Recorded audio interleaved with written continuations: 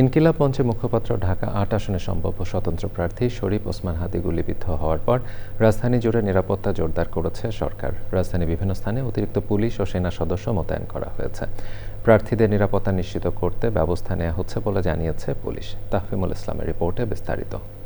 নতুন রিন গভীর থেকে পরিষ্কার করে কাপড়কে রাখে নতুনের মতো উজ্জ্বল। নতুন রিন অ্যাডভান্সড পাউডার।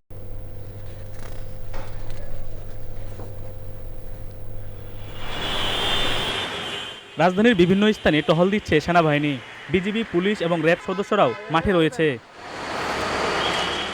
ইনকিলাব মঞ্চের মুখপাত্র ও আসন্ন জাতীয় নির্বাচনে ঢাকা ৮ আসনে স্বতন্ত্র হিসাবে প্রার্থিতা ঘোষণা করা শরীফ ওসমান হাদী বিজয়নগর এলাকায় গুলিবিদ্ধ হওয়ার পর থেকেই এভাবে নিরাপত্তা ব্যবস্থা জোরদার করে সরকার। ঘটনায় জড়িতদের ধরতে ও নির্বাচনে প্রার্থীদের নিরাপত্তা নিশ্চিত করতে প্রয়োজনীয় সবকিছুই করা হবে বলছে পুলিশ। চেকপোস্ট তো বসছেই, আরো চেকপোস্ট বসবে। আমাদের সিকিউরিটি মেজার্স যা নেওয়ার আমরা সেটা নিচ্ছি।